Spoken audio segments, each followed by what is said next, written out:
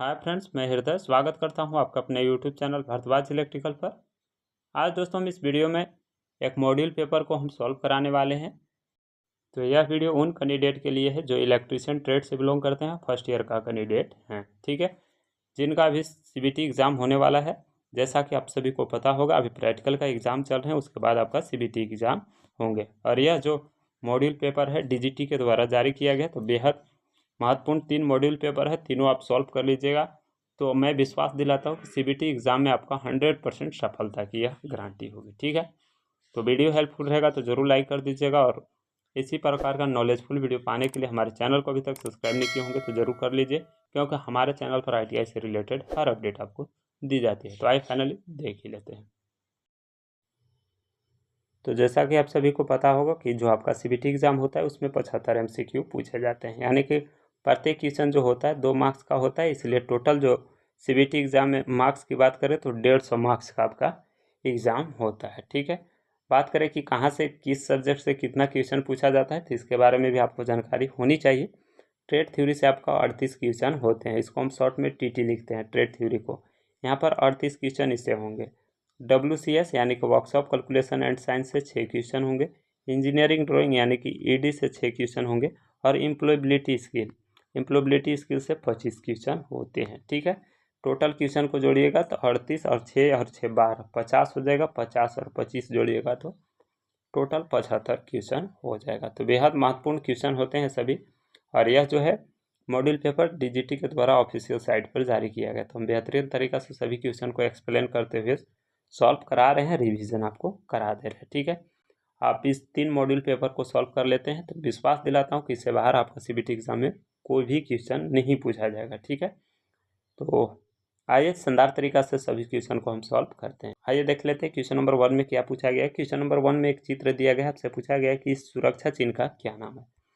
तो जैसा कि चित्र आपको देखने को लग रहा होगा कि यह वर्गाकार आकृति में है, और वर्गाकार जो होती है इन्फॉर्मेशन साइन होती है। तो इन्फॉर्मेशन साइन जो है A4 ऑप्शन में है, तो राइट ऑप्शन यहाँ पर हम A4 के साथ चूज करेंगे। यहाँ ध्यान दीजिएगा A1 A2 A3 A4 इस तरह के ऑप्शन है, ABCD ऑप्शन में नहीं है, ठीक है। तो A4 के साथ हम चूज करेंगे। जबकि प्रोहिबिशन और मैंडेटरी ये दो जो चिन्ह होते हैं वो गोलाकार आकृति में होते हैं। वार्निंग सिंबल जो होता है त्रिभुजाकार में होता है। तो ध्यान रखिएगा, मैंडेटरी गोल होता है और प्रोहिबिशन में गोल होकर के क्रॉस बार होता है, यानी कि यह किसी भी कार्य को करने के लिए मना करता है। तो ये नहीं करना है इसलिए इसमें क्रॉस बार लगा रहता है। मैंडेटरी में करना है इसलिए इसकी आकृति गोलाकार होती है, और इन्फॉर्मेशन का वर्गाकार होता है, और वार्निंग का त्रिभुजाकार होता है। तो ये सारे आकृति को आप देख करके ऐसे ही पहचान लेंगे कि कौन सा आकृति का सिंबल है, ठीक है। तो फिलहाल हम पहला का राइट ऑप्शन A4 के साथ चूज किए।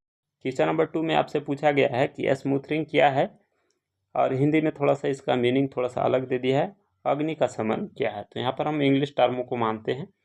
तो इंग्लिश टर्म में जो होता है स्मूथरिंग का मतलब होता है अग्नि को ऑक्सीजन आपूर्ति से अलग करना, यानी कि आग जल रही है उससे हम ऑक्सीजन आपूर्ति को रोक देंगे जिससे आग बुझ जाएगी, इसको स्मूथरिंग कहते हैं। तो राइट ऑप्शन यहाँ पर हम दूसरा का भी A4 के साथ चूज करेंगे, इसे आप ध्यान में रखिएगा, ठीक है। बाकी ऑप्शन वो देख लीजिएगा। यहाँ पर अग्नि से ईंधन तत्वों को अलग करना स्टार्विंग कहलाता है, और जल का उपयोग करके उसका तापमान को कम करना कूलिंग मेथड कहलाता है। तो ये 3 विधि होती है, इसे आप ध्यान में रखिएगा, स्टार्विंग, कूलिंग और स्मूथरिंग, ठीक है। फिलहाल हम दूसरा का राइट ऑप्शन A4 के साथ चूज किया। आइए नेक्स्ट देख लेते हैं क्वेश्चन नंबर 3। क्वेश्चन नंबर 3 में आपसे पूछा गया है 5S संकल्पना में निम्न में से कौन सा चरण स्टैंडर्डाइजेशन को इंगित करता है। तो 5S होता है, आप सभी लोग जानते हैं, और 5S का मतलब भी आपको पता होना चाहिए। 5S का मतलब होता है short, set in order, sign, standardization और सस्टेन होता है। तो स्टैंडर्डाइजेशन जो होता है 4th टर्म का होता है, और 4th टर्म जो है 4 स्टेप कहाँ है, 4 ही ऑप्शन में है। तो यहाँ पर A4 के साथ चला जाएगा, ध्यान रखिएगा, बेहद महत्वपूर्ण है।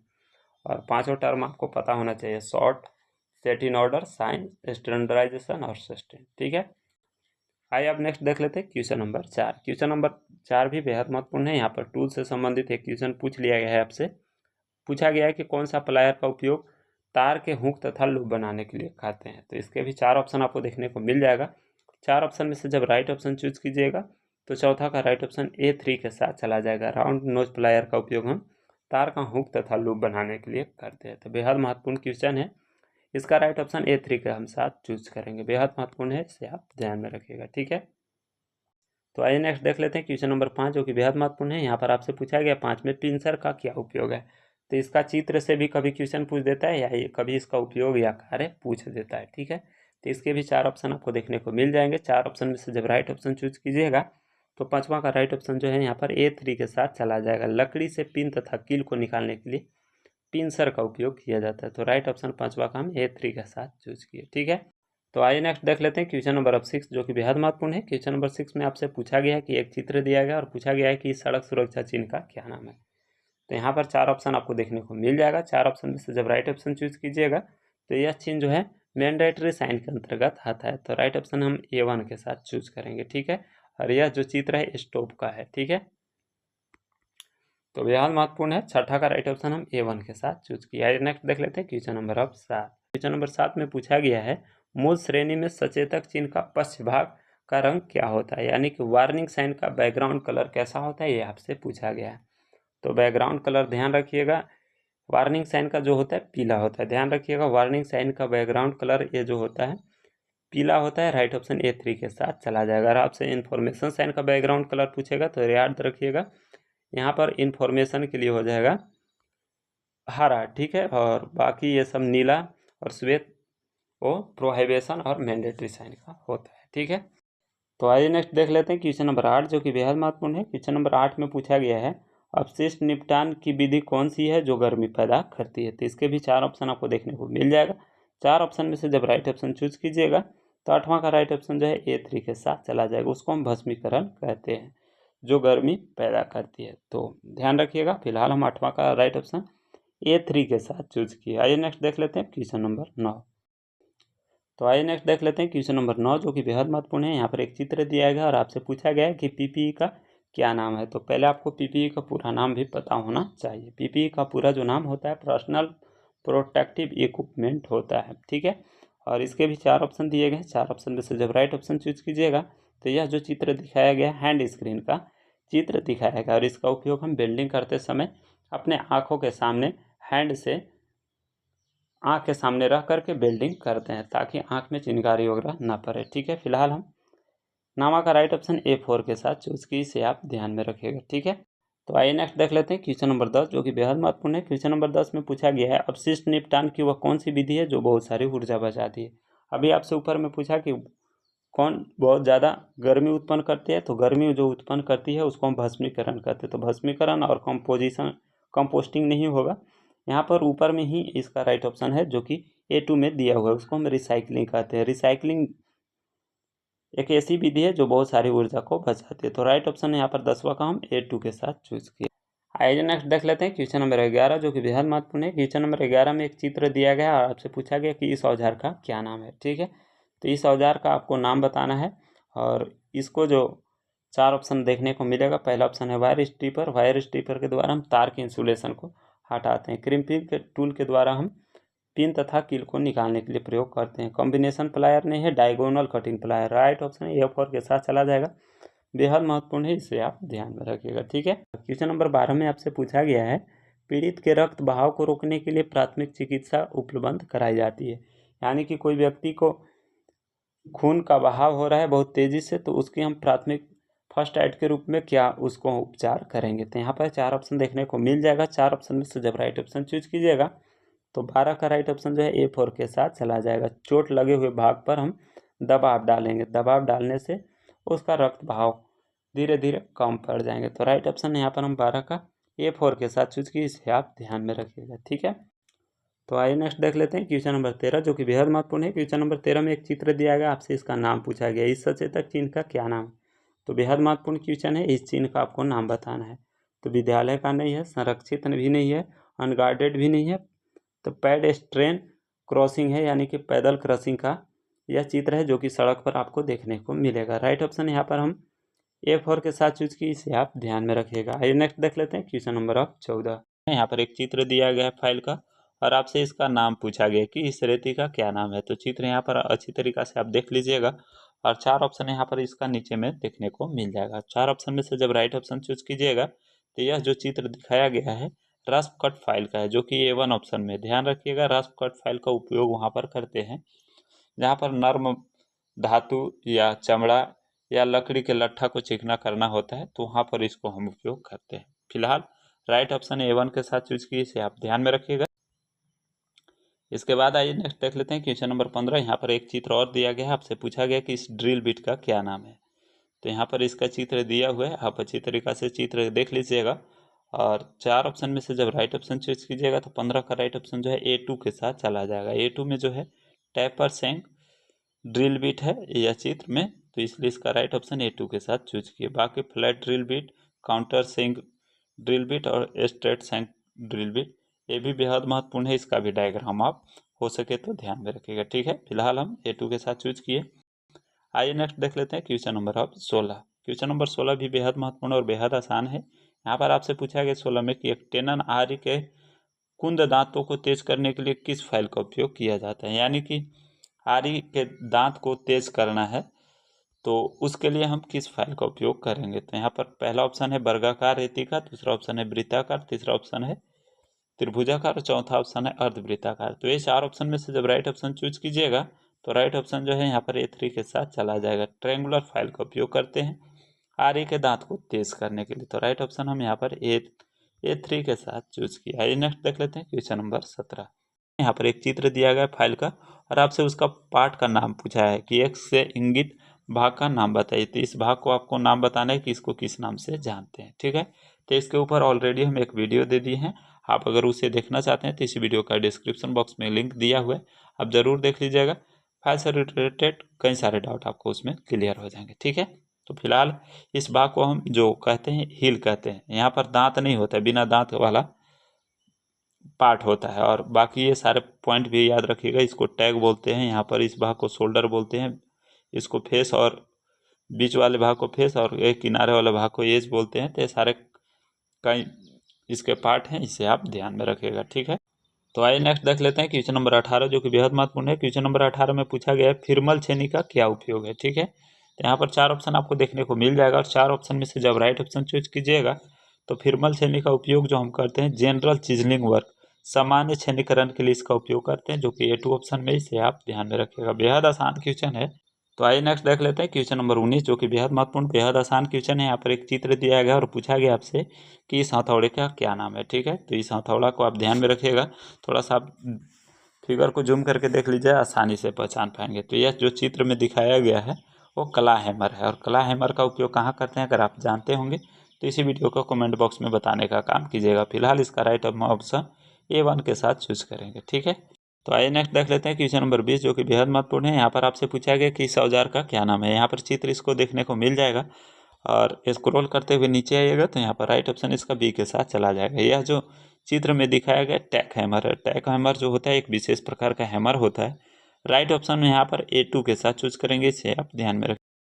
तो आइए नेक्स्ट देख लेते हैं क्वेश्चन नंबर 21, जो कि बेहद महत्वपूर्ण है। यहाँ पर आपसे पूछा गया कि इसमें निम्न में से भौतिक हानि क्या है। ठीक है, तो यहाँ पर 4 ऑप्शन आपको देखने को मिल जाएगा। 4 ऑप्शन में से जब राइट ऑप्शन चूज कीजिएगा तो 21 का राइट ऑप्शन जो है B के साथ चला जाएगा। वाइब्रेशन यानी कि कंपन जो होता है फिजिकल हजार्ड के अंतर्गत आता है। कंपन हो गया, शोर हो गया, रेडिएशन जिसको आयनीकरण कहते हैं, ये सब फिजिकल हजार्ड के अंतर्गत आते हैं। जबकि स्मोकिंग जो होता है वो मनोवैज्ञानिक खतरा के अंतर्गत आता है। और ये सब कोरोसिव और रेडियो एक्टिव, ये दोनों जो हैं वो केमिकल हजार्ड के अंतर्गत आते हैं। तो फिलहाल हमें किसका राइट ऑप्शन A2 के साथ चूज किया, इसे आप ध्यान में रखिएगा। आइए नेक्स्ट देख लेते हैं क्वेश्चन नंबर 22।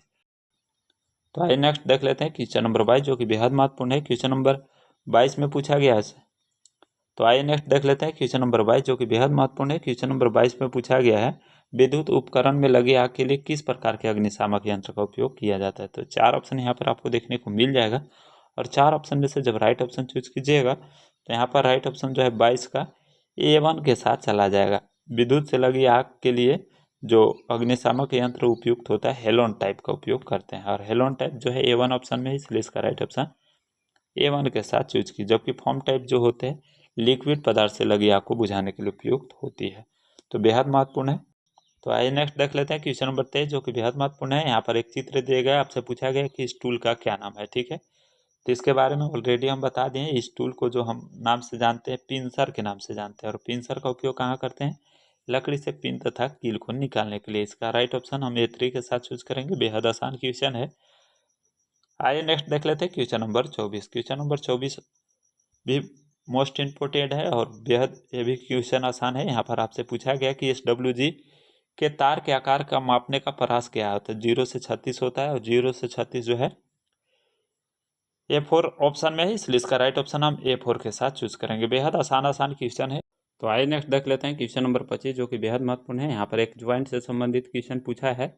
इस तार जोड़ का क्या नाम है? तो यहाँ पर 4 ऑप्शन आपको देखने को मिल जाएगा। 4 ऑप्शन में से जब राइट ऑप्शन चूज कीजिएगा तो यह जोड़ जो होता है नॉटेड टैप ज्वाइंट के नाम से जाना जाता है। नॉटेड का मतलब होता है गांठ युक्त। तो यहाँ पर जैसा कि आपको देखने को मिल रहा होगा, यहाँ पर एक लास्ट में गांठ लगाया जाता है, इसीलिए इसको हम नॉटेड टैप ज्वाइंट बोलते हैं। और इसका एक प्रमुख दोष होता है कि इसको सोल्डरिंग नहीं किया जाता है। ठीक है, तो फिलहाल हम 25 का हम राइट ऑप्शन A2 के साथ चूज किए। बाकी ये सारे ज्वाइंट भी ध्यान में रखिएगा। Aerial tap joint, duplex joint और डबल क्रॉस टैप ज्वाइंट। तो आइए नेक्स्ट देख लेते हैं क्वेश्चन नंबर 26, जो कि बेहद महत्वपूर्ण है। क्वेश्चन नंबर 26 में पूछा गया है गैल्वेनीकृत लोहे के लिए किस प्रकार के सोल्डरिंग फ्लक्स का उपयोग किया जाता है? तो यहाँ पर 4 ऑप्शन आपको देखने को मिल जाएगा, और 4 ऑप्शन में से जब राइट ऑप्शन चूज कीजिएगा तो यहाँ पर 26 का राइट ऑप्शन जो है D के साथ यानी कि A4 के साथ चला जाएगा। गैल्वेनीकृत लोहे के लिए जो फ्लक्स का उपयोग करते हैं हाइड्रोक्लोरिक अम्ल यानी कि HCl का उपयोग करते हैं, और HCl जो है A4 ऑप्शन में है, इसलिए इसका राइट ऑप्शन हम A4 के साथ चूज किए। बेहद आसान क्वेश्चन है सभी, हम ऑलरेडी रिवीजन अभी करा रहे हैं। ठीक है, आइए नेक्स्ट देख लेते हैं क्वेश्चन नंबर 27। क्वेश्चन नंबर 27 में आपको, तो हम यहाँ पर ओनली अभी रिवीजन करा रहे हैं आपको, बाकी डीपली हम ऑलरेडी वीडियो दे दिए हैं। निमी का क्वेश्चन हम सॉल्व करा दिए हैं। अब ज़रूर टॉपिक वाइज एक बार प्लेलिस्ट को चेकआउट कर लीजिएगा फर्स्ट ईयर कैंडिडेट के लिए। ठीक है, तो आइए नेक्स्ट देख लेते हैं क्वेश्चन नंबर 27, जो कि बेहद महत्वपूर्ण है और बेहद ये भी क्वेश्चन आसान है। यहाँ पर आपसे पूछा गया है मात्रा उत्पादन और ट्यूनिंग कार्य हेतु किस सोल्डरिंग विधि का उपयोग करते थे? यहाँ पर 4 ऑप्शन आपको देखने को मिल जाएगा। 4 ऑप्शन में से जब राइट ऑप्शन चूज कीजिएगा तो राइट ऑप्शन जो है डीप सोल्डरिंग के साथ चला जाएगा, जो कि A1 ऑप्शन में। डीप सोल्डरिंग का उपयोग हम quantity production and tuning work के लिए करते हैं। तो फिलहाल हम A1 के साथ चूज की, इसे आप ध्यान में रखिएगा। हम जल्दी जल्दी क्वेश्चन को सॉल्व करा रहे हैं, बाकी ऑलरेडी हम प्लेलिस्ट दे दिए हैं, वहाँ पर टॉपिक वाइज वीडियो सॉल्व करा दिए हैं। आप ज़रूर प्लेलिस्ट को चेकआउट कर लीजिएगा। ठीक है, तो आइए नेक्स्ट देख लेते हैं क्वेश्चन नंबर 28, जो कि बेहद महत्वपूर्ण है। यहाँ पर एक चित्र दिया गया अंडरग्राउंड केबल का, और आपसे यहाँ पर पूछा गया है कि इस भूमिगत केबल में X के रूप में चिन्हित भाग को किस नाम से जानते हैं? तो इस भाग को तो हालांकि हम आर्मरिंग कहते हैं, लेकिन निमी ने यहाँ पर बेडिंग माना है, तो आपको भी बेडिंग वाला ही ऑप्शन को चूज करना है, नहीं तो मार्क्स आपको यहाँ पर नहीं मिल पाएगा। ठीक है, जैसा आपका निमी माना है उसी तरह से आपको भी CBT एग्ज़ाम में चूज करना है।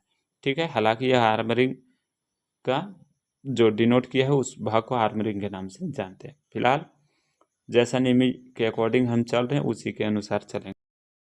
तो आइए नेक्स्ट देख लेते हैं क्वेश्चन नंबर 39, जो कि बेहद महत्वपूर्ण है। यहाँ पर एक फुल फॉर्म आपसे पूछा गया है। यहाँ पर आपसे फुल फॉर्म में पूछा गया कि XLPE का फुल फॉर्म क्या होता है? तो 3 ऑप्शन आपको यहाँ पर देखने को मिल जाएगा, और एक ऑप्शन यहाँ पर नीचे में है। ठीक है, तो यहाँ पर 4 ऑप्शन में से जब राइट ऑप्शन चूज कीजिएगा तो 29 का राइट ऑप्शन A3 के साथ चला जाएगा। XLPE का फुल फॉर्म जो होता है क्रॉस लिंक पॉलीएथिलीन होता है, तो राइट ऑप्शन हम A3 के साथ चूज करेंगे। बेहद आसान क्वेश्चन है, और कई बार यह कंपटीशन एग्जाम में भी पूछा हुआ है। ठीक है, तो आइए नेक्स्ट देख लेते हैं क्वेश्चन नंबर 30, जो कि बेहद महत्वपूर्ण है। क्वेश्चन नंबर 30 में यहाँ पर आपसे पूछा गया कि तांबे के परमाणु अवंत चक्र में कितने इलेक्ट्रॉन होते हैं, यानी कि वैलेंसी सेल में कितना इलेक्ट्रॉन होता है, ये आपसे पूछा गया। तो तांबा का परमाणु क्रमांक पहले आपको याद होना चाहिए।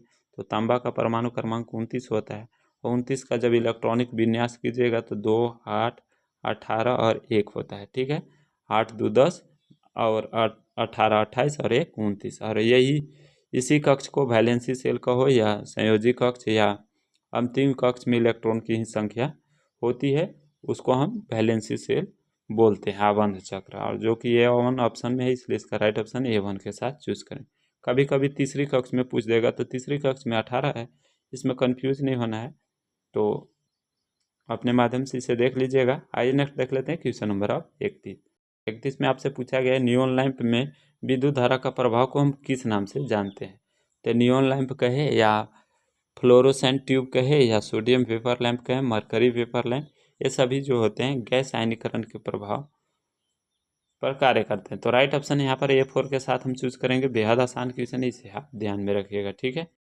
तो आइए नेक्स्ट देख लेते हैं क्वेश्चन नंबर 32, जो कि बेहद महत्वपूर्ण है। क्वेश्चन नंबर 32 में पूछा गया है कुचालक प्रतिरोध का इकाई किस में मापते हैं, ठीक है। तो यहाँ पर 4 ऑप्शन आपको देखने को मिलेगा। 4 ऑप्शन में से जब राइट ऑप्शन चूज कीजिएगा तो 32 का राइट ऑप्शन जो है A4 के साथ चला जाएगा, मेगा ओम में, ठीक है।